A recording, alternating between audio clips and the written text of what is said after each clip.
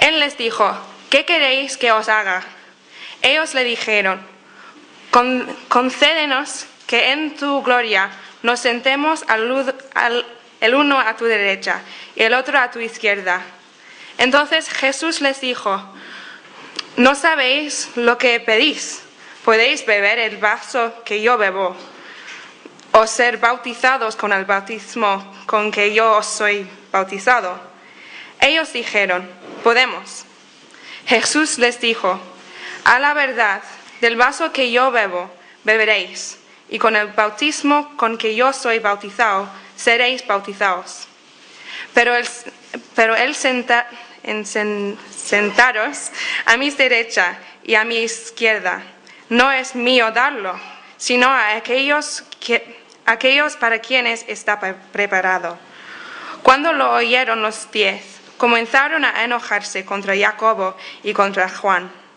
Mas Jesús, llamándolos, les dijo: ¿sabéis que los que son tenidos por gobernantes de las naciones se enseñorean de ellas, y sus grandes ejercen sobre ellas potestad? Pero no será así entre vosotros, sino que el que quiera hacerse grande entre vosotros será vuestro servidor. Y el que vosotros quiera ser el primero será siervo de todos. Porque el Hijo del Hombre no vino para ser servido, sino para servir y para dar su vida en rescate por muchos. Ya hemos visto este pasaje en otro de los evangelios. Nos vamos a acercar una vez más a él. Hay otro pasaje en las Escrituras que nos dice: porque amaba mucho, se le perdona mucho. Mucho se le perdona porque mucho ha amado. Tenemos que tener esta certeza. Cuanto más conozcamos del Señor, más le amaréis. Y cuanto más le amaréis, más disfrutaréis de sus beneficios, como es el sentir del perdón de pecados. Por eso, todo lo que vosotros podáis dedicar a profundizar y a conocer la persona y la obra del Señor Jesús, Jesús mismo, será un bien para vuestra propia vida. No sorprenda, por tanto, que vayamos una vez más a este pasaje que ya hemos visto, porque yo quisiera que nos centráramos solamente en una palabra que viene aquí y en todo lo demás que se expresa a lo largo de todas las Escrituras en relación a la venida del Señor Jesús. El Señor Jesús vino a ser rescate. Versículo 45. Porque el Hijo del Hombre no vino para ser servido, sino para servir y para dar su vida en rescate por muchos. Vamos a acercarnos a este concepto que tenemos aquí del rescate y ver si realmente el conocerlo y el valorarlo trae algún beneficio a nuestra propia vida práctica. Es muy común esta idea que tenemos aquí en el Antiguo Testamento. Al menos hay unas 3 palabras en el hebreo que se repiten en muchísimas ocasiones y que, aun cuando no lo podáis encontrar con la misma claridad que podemos ver aquí en esta palabra o en otras en el Nuevo Testamento, es muy repetido. Y era muy importante en la relación social de todas las circunstancias. Por ejemplo, nos dice que el primogénito de cada familia judía debería de ser rescatada. Y había que traer una ofrenda, y esa ofrenda era de rescate, porque todo primogénito le pertenecía al Señor. Él dice: bueno, lo podéis rescatar trayendo una ofrenda. El rescate que se podía hacer con los esclavos por causas de problemas económicos o de otro índole, y podían ser rescatados, o incluso de la familia, como podemos ver en el caso de Ruth y Noemí con Boaz. O incluso del mismo Israel, cuando el mismo Señor Jesús dice a Israel, Éxodo 6:6, yo os rescato, yo soy vuestro rescatador, o vengo a rescataros. Lo podemos ver en las palabras de los profetas, de Isaías, por ejemplo, o de Jeremías, que nos hablan de Dios como el que redime o como el que rescata. Es por tanto, si buscáis en cronologías de las Escrituras, en concordancias de las Escrituras, podéis encontrar esta idea constante. En el Nuevo Testamento también encontramos la idea de ser rescatados, del rescate, de redención. Y la palabra redención, rescate, está muy relacionada con la palabra propiciación o la salvación, el perdón de pecados, etcétera, etcétera. Lutrom es una palabra que se encuentra en varios lugares muy importantes y claves del Nuevo Testamento. Pero, aun a pesar de que tenemos esta palabra rescate o redención en las Escrituras, a veces la confundimos y cambiamos el sentido que nos está trayendo. Y es muy importante que podamos comprender bien lo que significa cuando habla que Cristo vino a rescatar o a ser rescate. Por ejemplo, todos sabéis la historia de Ruth y de lo que ocurre. Resulta que Ruth está con su suegra, Ruth ha quedado viuda, han tenido que volver otra vez a su tierra, no tienen nada, tienen unas posesiones, Noemí, pero nadie que las trabaje, está en una situación muy precaria. Y entonces sale Boaz, un pariente que quiere rescatarlas, quiere redimirlas. Bien, nuestro Señor Jesús no está representado por Boaz. Es Dios quien está representado por Boaz. El Señor Jesús es el rescate que se paga. Por tanto, cuidado, cuando nos acercamos a no es que el Señor Jesús hace algo favorable para rescatar, sino que Él mismo es el que rescata. Para que tengáis la idea, os lo puedo hacer de esta manera. Ha habido un barco, varios barcos a lo largo de estos últimos días, he visto en las noticias, y este barco que han naufragado y algunas personas han perecido y han quedado debajo del barco. Entonces vienen submarinistas, viene el equipo especial y se sumerge para rescatar. Son rescatadores de esos cadáveres. O escuchamos de vez en cuando de un montañero que ha ido a escalar en las montañas y en medio de las montañas y de la nieve se pierden. Y ahora enseguida pueden llamar con sus móviles y viene el helicóptero con los especialistas también para rescatarlos. Pero este no es el rescate que hace el Señor Jesús. A esto no se está refiriendo el Señor Jesús. Ya hemos visto que sí es verdad que el Señor vino a buscar los perdidos. Ahí sí lo podríamos aplicar. Señor Jesús buscando a los que se habían perdido. Pero cuando tenemos esta idea en las Escrituras, nos está diciendo algo mucho más importante, más crucial, quizá más limitado en su concepto, pero más glorioso en su extensión y en su valor. Y si podemos conseguir en esta mañana que podáis entender lo que significa en realidad que el Señor Jesús sea el rescate de nosotros los pecadores, vamos a poder descubrir todo un inmenso mundo nuevo para nosotros de gozo y de esperanza. Pero claro, para que entendamos lo que significa el rescate, tenemos que ir hacia atrás, tenemos que ir al principio. No podremos entender la solución si antes no entendemos el problema. Yo me he acercado al principio, antes del culto, a los niños y le he preguntado a uno de los niños, bien, ¿te acuerdas de la pregunta? Y me dice, no. Dice, pero me sé la respuesta. Claro, él se ha aprendido de memoria lo que tiene que decir. Los niños de Jesús, los hijos hermanos, pum, pum, pum, pum. Pero claro, y la pregunta, no se sabe la pregunta. Eso no se puede dar en nosotros. Nosotros tenemos que encontrar la solución, la explicación a este rescate, pero tenemos que ir hacia atrás para poder entenderlo. Tenemos que ir hacia el problema.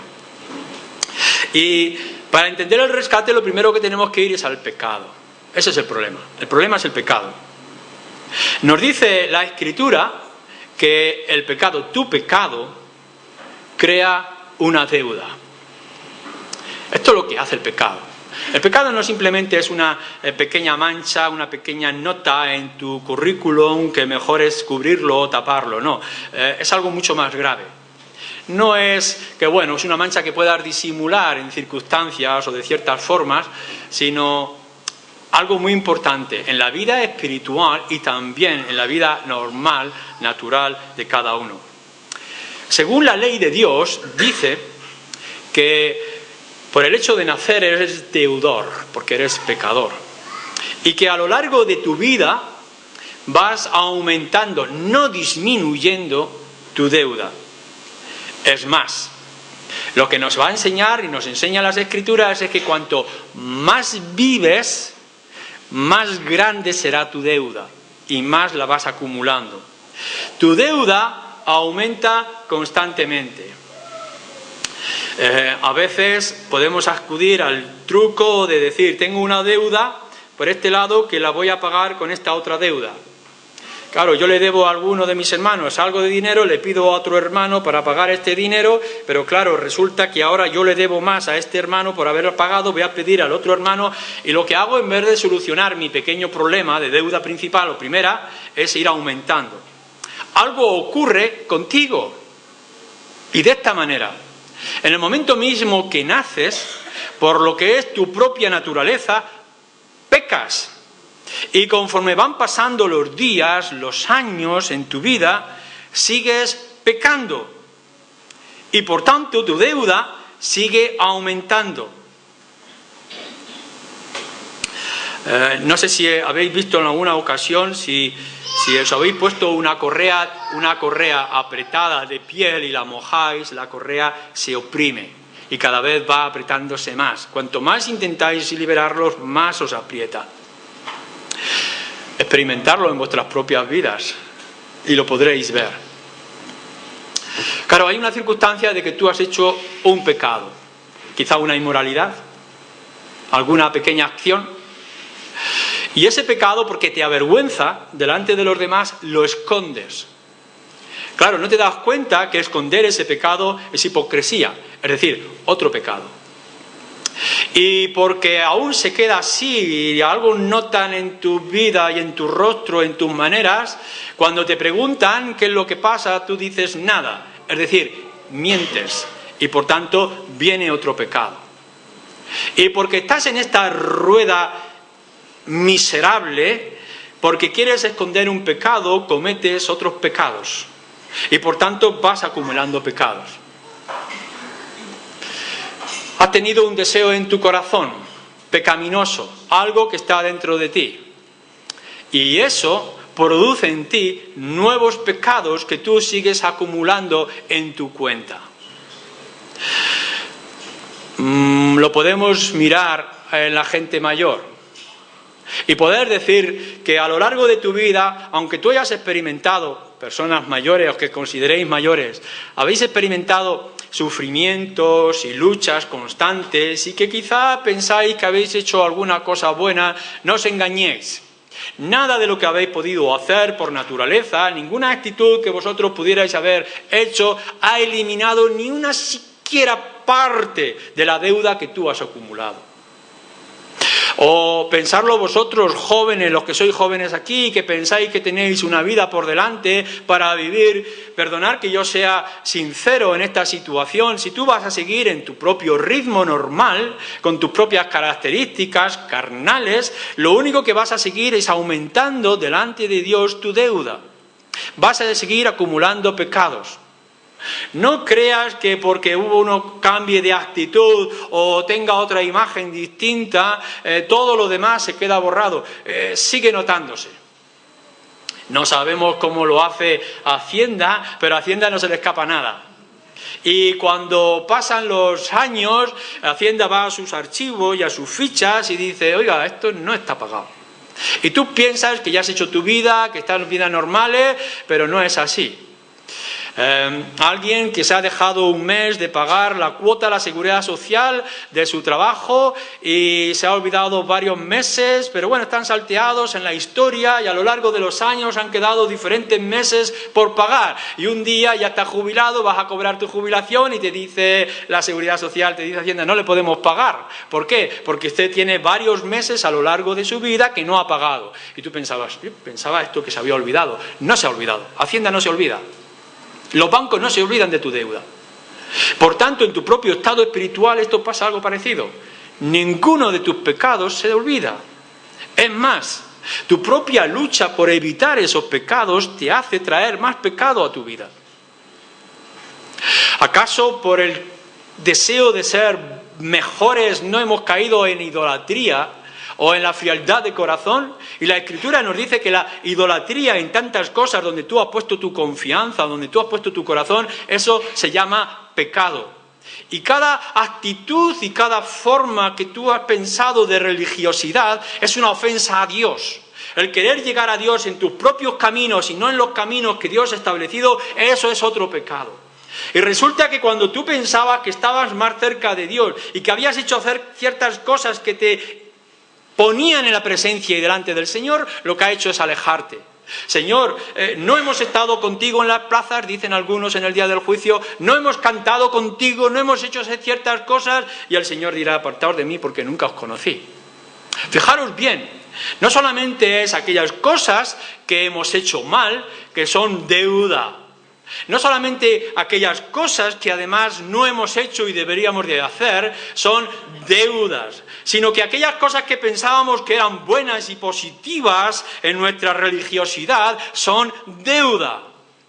Y qué gran sorpresa, jóvenes y mayores, cualquiera que estéis aquí en esta mañana, que un día os vayáis a presentar delante del gran juez pensando que estáis descubiertos, que no tenéis nada de ninguna deuda y que sea una deuda inmensa que no podréis nunca pagar. ¡Cuán terrible! Es que se nos pueda descubrir, como un día nos dice, se descubrirá todo lo que tú has hecho o no hiciste. Pero eso no es únicamente lo terrible de nuestra deuda y de nuestro pecado, sino que además no es por las cosas que hicimos o por las cosas que no hicimos o por las actitudes equivocadas que teníamos, sino que seremos juzgados, dice, por cada una de nuestras palabras. ¿Y quién de nosotros no se ha dado cuenta que solamente con abrir nuestros labios salen malas palabras y ofensas y blasfemias? Y por todas esas cosas seremos juzgados porque todas esas cosas son deuda. Pero no solamente eso, las cosas que nosotros hemos pensado, hemos hecho, sino que también aquellas que hemos pensado. Aquello que está en nuestro corazón, que a lo mejor pensábamos que eran meras intenciones, pero el Señor, que conoce las intenciones del corazón, también nos juzgará por esas intenciones. No es por lo que adquirimos o lo que hicimos mal, sino que la codicia o la envidia o aquellos otros malos deseos en el corazón siguen siendo deuda. Así que fijaros bien cada uno de vosotros, de los que estáis aquí, que estáis tan tranquilos, pero tenéis detrás de vosotros una factura inmensa. Y cuando queráis mirar los detalles podréis ver cuántas cosas os van a demandar y que no sois capaces de pagar. Lo que hicisteis, lo que no hicisteis, lo que hablasteis o lo que pensasteis. ¿Qué tienes? De pronto, de tu responsabilidad, quizá en esta mañana, seas quien seas, y te dice, bueno, ya es hora de cambiar, voy a pagar. Tienes un buen gesto, tienes una buena actitud. Algo te ha ocurrido, quizá la misma conciencia, Dios quisiera que fuera el mismo espíritu, que toca tu corazón y te dice, eres culpable, eres pecador, eres deudor, tienes que pagar. Bien, ve a tu despensa, ve a tu cuenta bancaria, ve a los cajones de tu dormitorio, busca en tus bolsillos qué tienes para pagar esta deuda inmensa que has acumulado a lo largo de los años y que sabes que vas a seguir aumentando a lo largo de tu vida. ¿Qué tienes? ¿Qué tienes contigo para poder pagar esta deuda? Quizá en un mayor esfuerzo que tú puedas hacer, puedas decir, haré cosas a cambio, ¿Qué puedes hacer tú para pagar la deuda? Sacrificios, rituales, que lo que van a hacer es más responsable a tu alma delante de Dios. ¿A dónde vas a ir? ¿Qué tipo de sacrificio puede ser justo o honorable delante de Dios si Él dice que estoy hastiado de vuestros sacrificios y de vuestras ofrendas? ¿Qué tienes o qué puedes hacer para pagar tu deuda? ¿Acaso eso no te iba a hacer inmensamente miserable? Mira ahora mismo y piensa, ¿cómo puedes descubrir que más y más y más facturas impagadas vengan a tu casa y que tu casa esté vacía y tus imposibilidades, tus capacidades sean infinitas para poder pagarla? ¿Qué vas a hacer? La Escritura nos dice que Dios va a venir y va a decir, ¿qué hiciste? Y tendremos que descubrirnos. ¿Qué hablaste? Y tendremos que ser sinceros. Y no habrá nada. ¿Qué podremos traer delante de Dios si nuestras manos todo lo ensucian? Cuanto más intentamos limpiarnos, más nos ensuciamos, porque la suciedad viene de nuestras propias manos. El pecado viene de nuestro propio corazón. No son los demás los que nos contagian, sino que nosotros contagiamos a todos los demás. Allá donde vayas tú lo ensucias porque eres un pecador que produce pecado y acumula pecado. Delante de ti, sobre tu cabeza, ascua de fuego tienes, vas arrastrando pecado y lo vas aumentando. La bola inmensa de tu carga cada vez es más grande. ¿Y entonces qué es lo que podemos esperar? Ante aquel deudor injusto que actuó de manera injusta y despreció la misericordia de su Señor, que se le perdonó en un principio una inmensa deuda, pero que no fue capaz de perdonar al otro, vino después su Señor y dice, ahora me vas a pagar todo. Y porque no puedes, pues tu familia será vendida como esclava y tú pasarás a una cárcel para pagar lo que nunca más podrás pagar. Mira, por tanto, bien en las Escrituras, porque nos dice la Escritura, Romanos, por ejemplo, citando también el Antiguo Testamento, la paga del pecado, tu pecado es muerte. Si en tu propia situación de acumular pecados y rebeldía y desprecio miras hacia adelante, no esperes encontrar ninguna luz. Todo es oscuridad. Si has pensado de que puede venir algo que tú puedas hacer, decir, algo con lo que tú puedas pagar, no te engañes. Nos dice que tu pecado acumulado a lo largo de toda tu vida es muerte.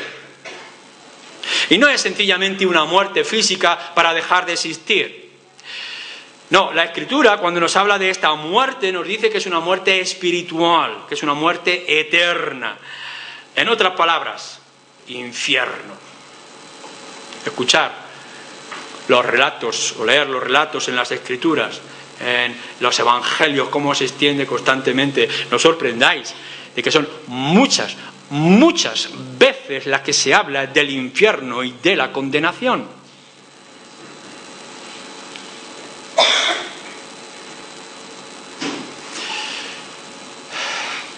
Somos hombres y mujeres en medio de un océano terrible que nos agota.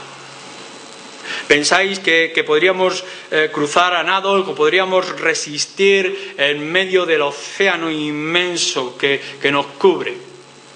Pero ¿sabéis qué?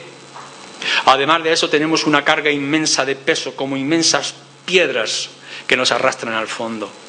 Y no hay manera de escapar.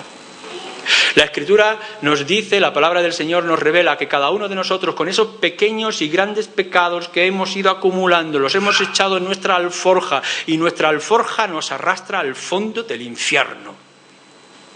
Esto es lo que está ocurriendo. Seas mayor o seas joven, si no se ha pagado la deuda que has acumulado, tus pecados y tus ofensas, estas te van a llevar a la destrucción eterna. Y no hay manera de escapar. Esfuérzate, pelea, pero esas cadenas atadas a tu alma no pueden ser sueltas. ¿Qué más tendríamos que hacer para que tú te dieras cuenta de tu estado espiritual, joven o mayor? Es que no piensas que ese mal deseo, esa actitud, esa pereza, esa dejadez, ese desprecio a los padres, ese desprecio a los hijos, esa tirantez con tus hermanos o con la gente a tu alrededor, ese secreto que has mantenido y que quieres mantener en tu vida, ¿no te das cuenta de que esto te está condenando más y más? No hay escapatoria, no hay manera. Vendrá el gran juez con su multitud de ángeles y te dirá: paga, paga. Y tienes un límite de tiempo ahora, paga, porque más tarde será insuficiente. Pensemos un poco en esa deuda, en ese pecado. Es importante que penséis que la deuda que ha producido nuestro pecado no es para el diablo y no es para otras personas, sino que es con Dios, que es el juez justo. Si hay una deuda, podemos hacer triquiñuelas, y podemos hacer engaños, y podemos intentar sobornar, seducir, porque somos humanos, somos torpes, y podemos ser engañados. Pero a Dios, Dios que es justo y que no puede hacer nada injusto, todo lo que tú has estado acumulando y que te condena y que te hace culpable es delante de Dios. La deuda es para con Dios. Ahora bien, porque esa deuda es para con Dios, solamente Él es el que te puede librar. Tú no lo puedes hacer y no hay nadie que lo pueda hacer. Solamente si es ante el banco tal que nosotros tenemos esta deuda y vamos al banco y hablamos y le lloramos y clamamos y suplicamos y le ofrecemos, que el banco, únicamente el banco puede decir: vale, está perdonado, o le vamos a dejar que pague en esta porción. Delante de Dios. Es el único que Él te puede perdonar. Pero Él es justo. ¿Cómo lo puede hacer? Tú no puedes escapar de la justicia de Dios, que demanda que pagues lo que debes simplemente por clemencia. No es simplemente que Dios sea misericordioso. Es verdad que la Escritura dice que Dios es inmensamente misericordioso, dado a la misericordia. Pero la deuda hay que pagarla. No se puede perder, no se puede borrar, está escrita. Lo que tú has hecho desde que tú has nacido y todos los años hasta tus 20 o tus 50 o 80 años, todo está escrito delante de Dios. ¿Cómo lo vas a pagar? Es verdad que Dios es misericordioso, pero ¿quién va a pagar esa deuda? Y entonces nos dice la Escritura, como lo hizo con su pueblo en Israel, en tiempo que eran esclavos en Egipto, y lo muestran los profetas en su información futura, ahora vemos que Él es el mismo Dios el que puede hacer lo posible para pagar esa deuda. Lo extraño es que solamente Él puede hacerlo para pagárselo a sí mismo. Esta deuda hay que pagarla, este hueco está vacío, esto hay que llenarlo, yo seré el que lo llena. Tú tienes las cadenas, tú eres el que te arrastra, yo llevaré eso que tanto pesa de sobre ti. La única posibilidad que tú tienes en esta mañana, sean quien seas, venga de donde venga, no importa la circunstancia, la única posibilidad que tienes esta mañana es que el Dios misericordioso decida pagar la deuda por ti. Que todos esos años de rebeldía y de pecado que has acumulado en tu corazón o en tu mente o en tus manos, la única manera es que Dios muestre misericordia y te libere de esa carga. Y es aquí, entonces, donde viene nuestra gloriosa palabra. Cuando nos dice que nuestro Señor Jesucristo, el Hijo del Hombre, no vino para ser servido, sino para servir y para dar su vida en rescate por muchos. Cristo vino a pagar la deuda. Hemos visto antes cómo se nos revela que Cristo vino a buscar los perdidos, cómo Cristo vino a llamar a esos perdidos. Vemos, por tanto, que es la decisión de Dios o la decisión de Cristo de buscar. ¿Dónde están? ¿Dónde está mi pueblo? A los que Dios me ha dado, ¿dónde están? ¿Y cómo los hace? Llamándolo. Venid a mí, dice, los que estáis cargados y cansados. ¿Veis la acción de Dios? Dios ha venido buscando a los suyos y los llama con su voz. Los míos conocerán la voz y vendrán a mí y yo os haré descansar. Pero ¿cómo se revela y se manifiesta toda esta inmensa obra de Cristo? Ofreciéndose a sí mismo en rescate por los suyos. Él mismo es el rescate, Él es el precio. Fijaros, si leéis conmigo en Primera de Timoteo, capítulo 2. Entre otras muchas citas que yo os animaría a buscar en la Escritura. Primera de Timoteo, capítulo 2. Versículo 5.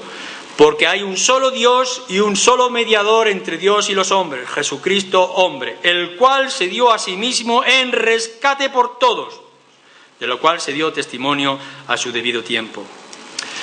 Dios con su justicia, Dios con su lista de deudas, Dios conocedor de todo lo que tú has hecho, Dios sabedor de tu culpabilidad. Y tú, el pecador, arruinado, incapaz, impotente, inútil y cada vez más cerca de tu destino, que es la destrucción en el infierno. Y entre medias Cristo, el único mediador. ¿Cómo es que opera Cristo como mediador entre el Dios justo y el hombre pecador? Dando su vida en rescate por muchos o por todos. Esto es lo que hace Cristo. Profundicemos un poquito más. Porque si leéis también en Primera de Pedro, capítulo 18, dice que Él es nuestra redención por su sangre. Sangre por sangre. La paga del pecado es muerte. La única manera de librarte de ese destino tuyo que es la muerte es con otra muerte. Cristo es el rescate ofrecido por el Padre para pagar esa deuda que Él tiene para contigo. Y la única manera de pagar ese rescate es Cristo muriendo en la cruz, vertiendo su sangre, sangre por sangre, vida por vida. Este es el rescate. No os engañéis que únicamente no es que el Señor Jesús hace un esfuerzo por las esquinas y por las calles de la ciudad de Ciudad Real buscándote a ti, pecadores, y ofreciéndote una alternativa. Eso no es suficiente. No es únicamente que el Señor Jesucristo clame por misericordia sin ofrecer nada a cambio. Eso no es suficiente. No es suficiente con que tú puedas ser alertado y sepas de tu gravedad. No es suficiente aclamar por la misericordia de Dios. Es necesario pagar la deuda, tu deuda.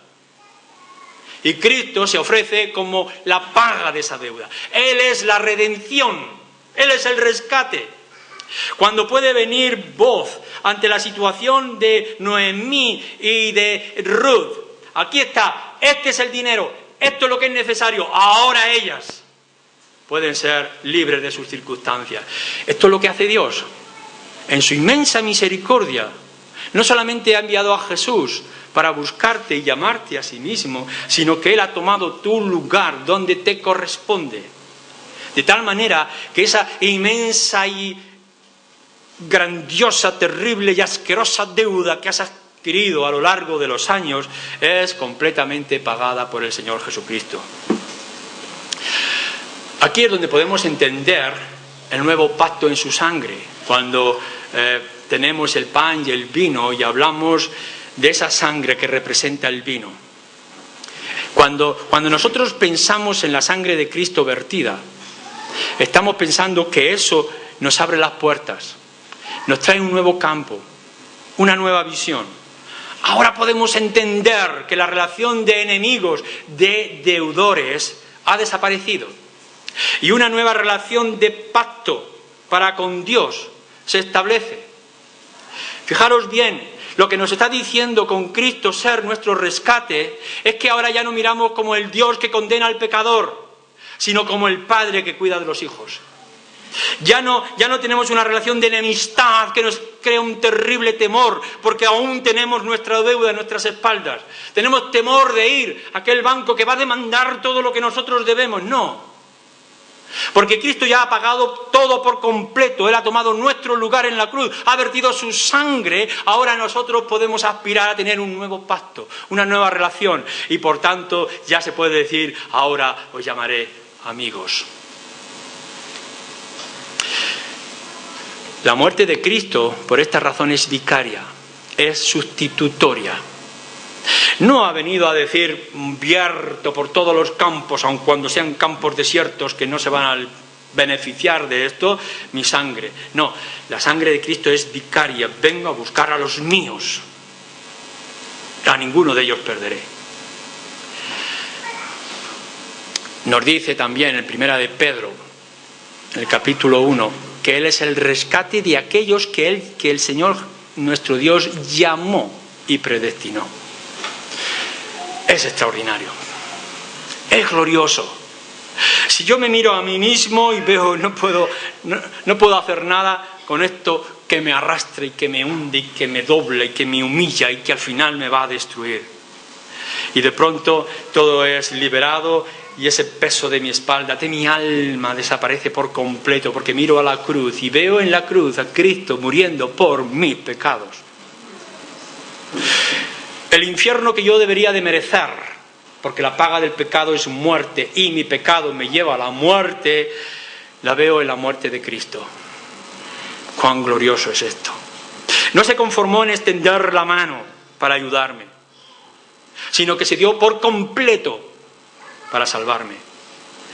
Y con su rescate no solamente establece ese nuevo pacto de relación Dios y criatura, sino que me libera y que me hace uno de los suyos. Extraordinario también. Constantemente nos dice que hemos sido rescatados o redimidos para una nueva vida en Cristo. Tenemos un reino y un destino que nos ha sido regalado cuando Cristo vertió su sangre en rescate por muchos. Tenemos un destino glorioso. No hemos sido rescatados para empezar de nuevo y seguir acumulando. Esto es lo que les pasaba a los pobres desgraciados que ponían su confianza en un becerro. Esto es lo único que podían aspirar aquellos sacerdotes que repetían día tras día y día tras día los sacrificios en el altar. Pero cuando tú y yo ponemos nuestros ojos en el Señor Jesucristo, en su sacrificio único, es un sacrificio definitivo. Es decir, que ahora nuestra nueva vida no acumula pecados, no acumula deudas. Estamos en una relación tan extraordinaria que no es que ya no se cuentan los pecados pasados, sino que no se cuentan ninguno de nuestros pecados. No es que nos vaya a hacer más pecadores, sino que nos hace a ser más amantes de esta gracia gloriosa que nos ha sido revelada. Pero no solamente es que ahora tenemos un destino y una vida gloriosa, es que también tenemos una inmensa responsabilidad. La nueva vida en Cristo que hemos adquirido porque Él es nuestro Redentor, que con su sangre nos ha librado de nuestras cadenas, de nuestra culpa, de nuestro destino, es que ahora nos hace ser responsables delante de Dios y delante de los hombres. Creyente, ¿no te das cuenta de la belleza, de la hermosura de nuestro Señor Jesucristo clavado en una cruz?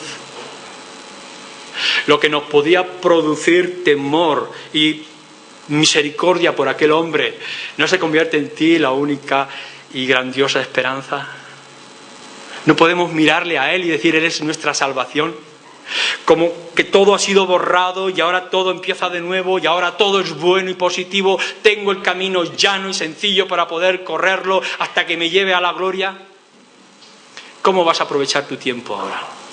¿Cómo serán tus días? Quiera el Señor que, entendiendo el rescate que el Señor Jesucristo ha hecho para aplacar y quitar por completo aquella ira del Señor, te convierta a ti en un instrumento glorioso, extraordinario, para anunciar las buenas nuevas. Que ahora podamos decir al mundo que los pecados suyos pueden ser perdonados en nuestro Señor Jesucristo. Algunos de vosotros seguiréis siendo arrastrados por el peso de vuestro pecado hasta lo más profundo del infierno si no sabéis romper esa cadena. Y esa cadena solamente se rompe con la paga que el Señor Jesucristo trae con su propia vida.